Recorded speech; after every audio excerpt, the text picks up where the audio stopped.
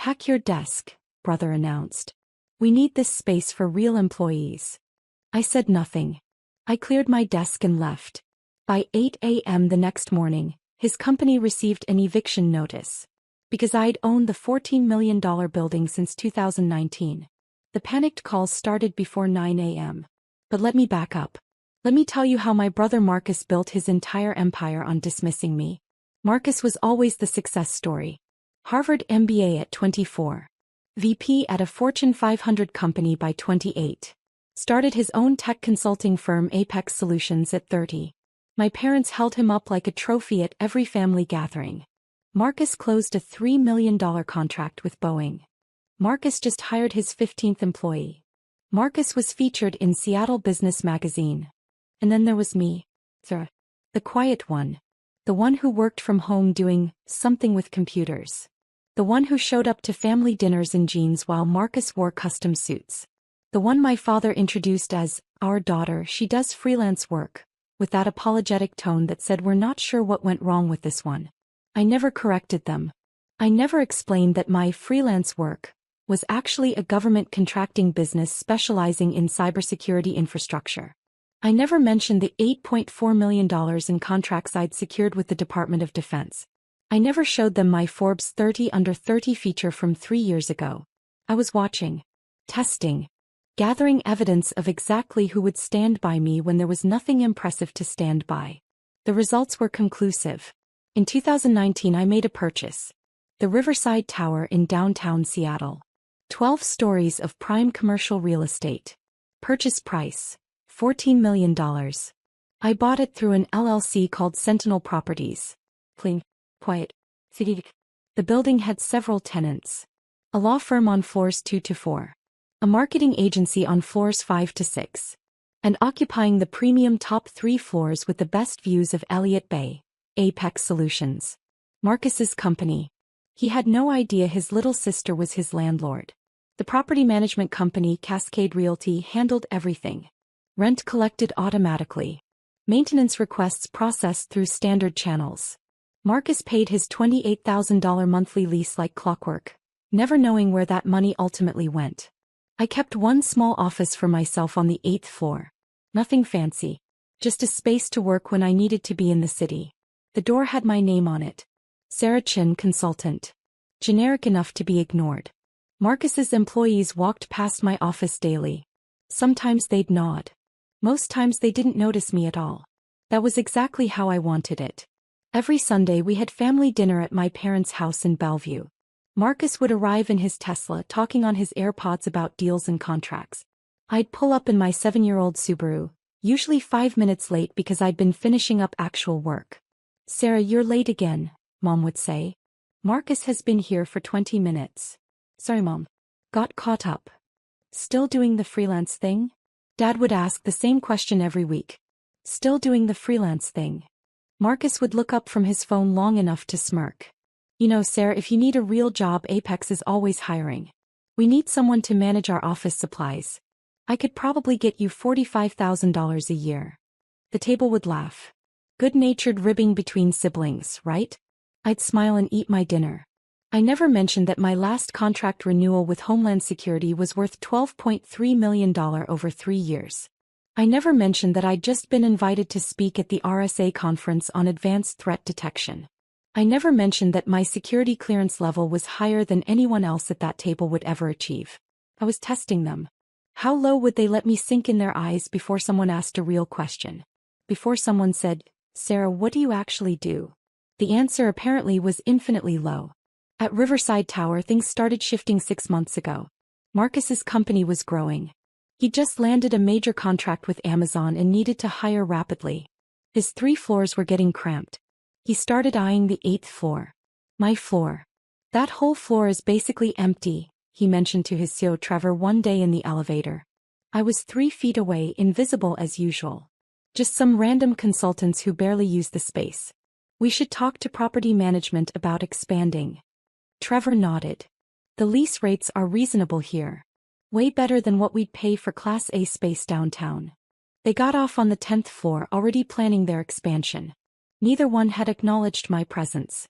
2 weeks later Marcus sent me an email. Not a text. Not a call. A formal email to my work address.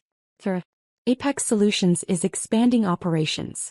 We're in discussions with Cascade Realty about taking over the entire 8th floor. I know you have a small office there, but given that you work from home most of the time, this seems like an easy transition. We'll make sure you have access to a co-working space membership. WeWork is very nice. Let me know if you need help moving your things. Marcus. I read it 3 times. The tone was so casual. So absolutely certain that of course his little sister would give up her office space. Where else would she even need to be? I replied, I'll think about it. His response came in 4 minutes. Not really a negotiation, Sarah. This is a business decision. I've already talked to Dad about it. He agrees it makes sense. Of course he'd talked to Dad. Of course Dad had agreed. Why would Sarah need real office space? I didn't respond. I made a different call. To my property management company. To the CEO actually whom I'd worked with during the building purchase. Richard, it's Sarah Chin. I need you to do exactly nothing about Apex Solutions' expansion request. Deny it politely. And I need you to start preparing 30-day lease termination documents. Hold them for my approval but have them ready. Are you sure? Richard asked. They're one of our largest tenants. I'm very sure. I'll let you know when to move forward. Last Tuesday Marcus stopped being subtle. He showed up at my office without warning. I was on a video call with the Defense Department project manager, discussing penetration testing protocols for a new facility. I saw Marcus through my glass door gesturing impatiently. I muted my mic. I'm in a meeting. This'll just take a second, he said, walking in anyway. I unmuted. I apologize, we're experiencing an interruption. Can we pick this up in 10 minutes? The project manager nodded and I ended the call. That was a $4.7 million contract discussion I just had to cut short. What do you need, Marcus? He looked around my office with barely concealed disdain. 1 desk. 2 monitors. A bookshelf with technical manuals. A small couch. Sarah, this is getting ridiculous. We've been trying to work with you for weeks on the expansion. You're being unreasonable. I said I'd think about it. What's there to think about? You're here maybe twice a week. We have actual employees who need this space. People doing real work that generates real revenue. I leaned back in my chair. Is that so? Apex Solutions brought in $18 million last year. We're on track for $25 million this year. We have 32 employees now. You have, what? Your laptop and some books. I have my work. Your freelance consulting. He said it like someone might say your little hobby. Sarah, at some point you need to grow up. This isn't about you anymore. This is about real business.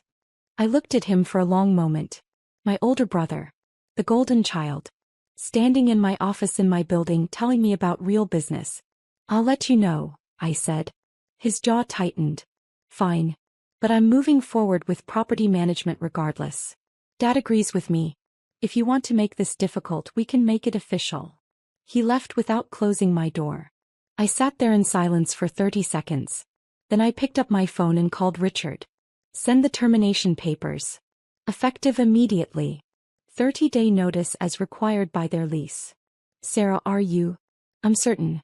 Send them today. But Marcus wasn't done yet. Friday afternoon Marcus came back. This time he brought Trevor and 2 other executives. They walked into my office like they owned it. Actually, they walked into my office like they were about to. Sarah, we need to talk, Marcus said. I closed my laptop. I'm listening. We've made a decision. Apex is taking over this floor immediately. We're moving our HR department up here next week. I've already spoken with property management. They're on board with the transition. I glanced at the 4 men crowding my small office. That's interesting. Pack your desk, Marcus said. Those 3 words. We need this space for real employees. Trevor smirked. The other executives looked uncomfortable but said nothing. Pack your desk, Marcus repeated. Today. We're bringing contractors in tomorrow to start renovations. You can work from home. It's where you usually are anyway. I stood up slowly. I looked at my desk. My monitors.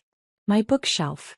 The framed photo of me receiving my master's degree that no one in my family had attended because Marcus had a company retreat that same weekend. Today? I asked. Today. I'm not trying to be harsh, Sarah, but this is business. You'll understand when you have a real company someday. I said nothing.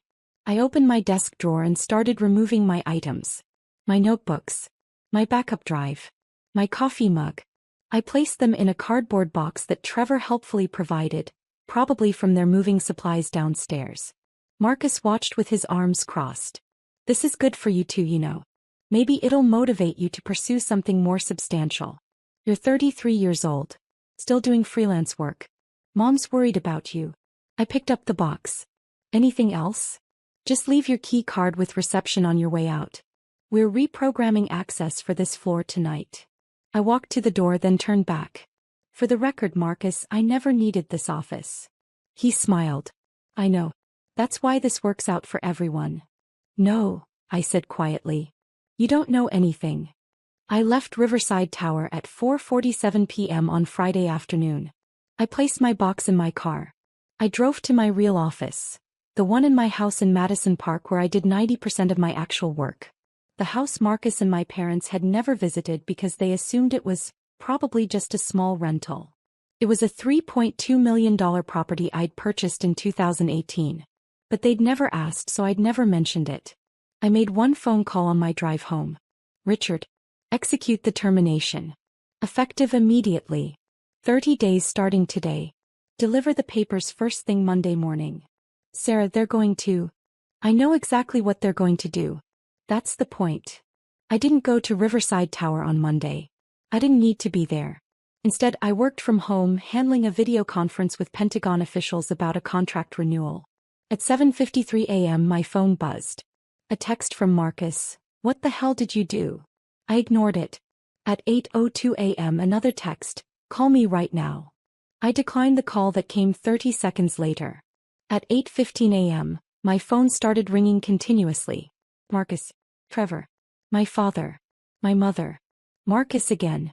I finished my Pentagon call at 9 a.m. then checked my messages. Marcus had left 4 voicemails. I listened to the last one. Sarah, I don't know what you did or what strings you pulled, but Apex just received an eviction notice. 30 days to vacate Riverside Tower. Our lawyers are looking at it right now, but it's ironclad. They're saying the building ownership wants us out. This is insane. We have contracts. We have rights. Call me back immediately. There were 17 text messages. I read them in order, watching the progression from confusion to anger to panic. 8:04 a.m. What did you do? 8:18 a.m. This isn't funny. 8:33 a.m. Our lawyers say the eviction is legal. 8:41 a.m. Dad is calling you. 8:55 a.m. We have 32 employees. We can't just move. 9:02 a.m. Sarah, please call me. 9:07 a.m. We need to talk about this. 9:12 a.m. I'm sorry about Friday, okay? Can we just talk? I made myself a coffee. I checked my email. Another contract had come through. The Department of Energy wanted a security audit. Estimated value, $2.8 million.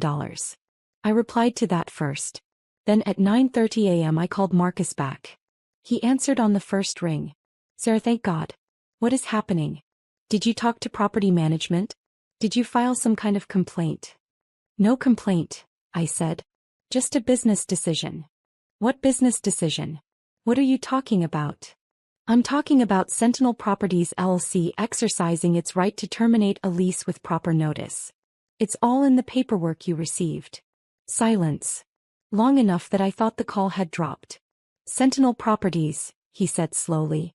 The ownership company. Yes. Sarah. His voice had changed completely.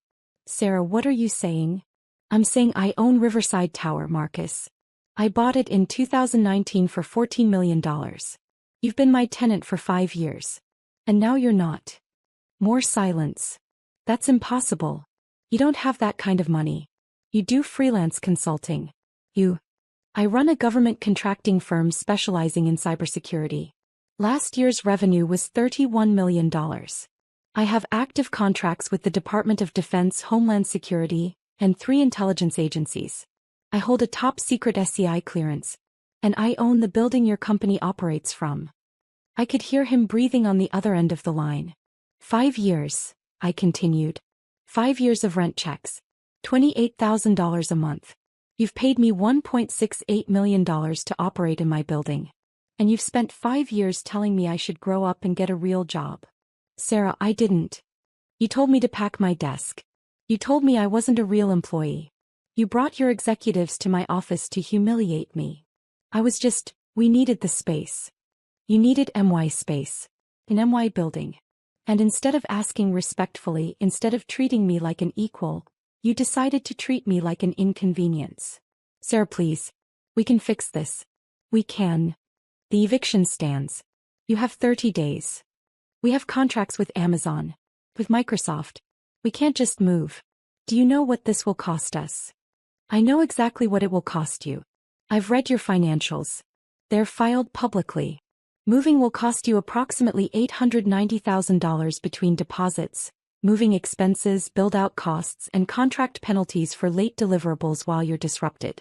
It might cost you the Amazon contract entirely if you can't maintain your timeline. So you're going to destroy my company? Is that what this is? I'm not destroying anything. I'm making a business decision. The same kind you made when you told me to pack my desk. His voice cracked. I said I'm sorry. I was stressed. The expansion pressure has been. You weren't sorry when you said it. You were sorry when you got the eviction notice. By 10 a.m. both my parents were calling. I let it go to voicemail. My mother's message was predictable. Sarah, your father is very upset. Marcus says you own his building? Why didn't you tell us? This is terrible timing for his company. You need to work this out with him. He's your brother. Call me back. Not congratulations on building a successful company. Not we're proud of you. Just you need to work this out with him. My father's voicemail was more direct. Sarah, this is ridiculous. Whatever point you're trying to make, you've made it. Now fix this situation with Marcus. He has employees depending on him. Don't let your feelings about needing an office ruin his business. My feelings about needing an office. That's what they'd reduced it to. I didn't call back. Instead, I forwarded both voicemails to my personal lawyer with a note. For documentation if this escalates. At 11:30 a.m. Marcus called again. This time I answered. I talked to Richard at Cascade Realty, he said. No hello. No preamble. He confirmed everything. You really own the building? Yes. He also said you've been the owner since before we even moved in. We were your tenants from day one. That's correct. And you never said anything. For 5 years. No. Why? Why would you hide something like that? I leaned back in my office chair looking out at Lake Washington. I was conducting an experiment. I wanted to see how my family would treat me when they thought I was failing. When they thought I was just barely getting by with freelance work. When there was nothing impressive to brag about at dinner parties. That's manipulative. Is it? Or is it just removing the performance? I stopped performing success for you. And you showed me exactly who you are when you think someone's beneath you. I never thought you were beneath me. You told me to pack my desk. You offered me a job managing office supplies. You've spent years making jokes about my little laptop business at family dinners. You literally suggested I grow up and pursue something substantial last Friday. He was quiet. For the record, I continued, my company's revenue is substantially higher than Apex Solutions. My contracts are with federal agencies, not regional businesses. My clearance level means I work on projects you'll never even know exist. And I did it all while you and mom and dad assumed I was failing. Sarah. The eviction stands. 30 days. I suggest you start looking at office space in Bellevue. Class B buildings are running about $32 per square foot right now. You'll need about 15,000 square feet for your current team size. Budget around $40,000 per month, plus first month, last month, security deposit and build-out costs. You should also talk to your Amazon contract manager about the potential timeline impact. You're really doing this. I really am. What do you want? Name your price. We'll pay higher rent. There's no price, Marcus. This isn't a negotiation. You made it very clear on Friday that you don't respect me, my work, or my presence. So now you don't get to benefit from my property. Please, Sarah, please. Think about my employees. They didn't do anything to you. Your employees will be fine. They'll move with you to your new location. You'll absorb the cost and recover. Apex will survive. But you'll survive knowing exactly what it cost you to treat your sister like she was worthless. I hung up. By Wednesday, my parents had demanded a family meeting. At their house. Mandatory attendance. I showed up on time. Marcus was already there, looking like he hadn't slept in days. Sarah, my father started, we need to resolve this situation. There's nothing to resolve. Marcus has his eviction notice. He has 27 days remaining. You can't actually expect him to move his entire company. I expect him to honor the lease termination the same way he expected me to clear out of my office with 0 notice. My mother jumped in. Sarah, honey, Marcus said some things he regrets. But you're talking about hurting his business. His employees. Their families. I'm talking about enforcing my property rights. Your property rights? My father's voice was rising. Since when do you have $14 million to buy buildings? Since 2019. The money came from my government contracts. The same work you've dismissed as freelance consulting for the past decade. My mother looked confused. What government contracts? I pulled out my phone and opened a folder. Would you like to see? Here's my Forbes 30 Under 30 feature from 2022. Here's my company profile showing $31 million in revenue last year. Here's a photo of me receiving an award from the Secretary of Homeland Security.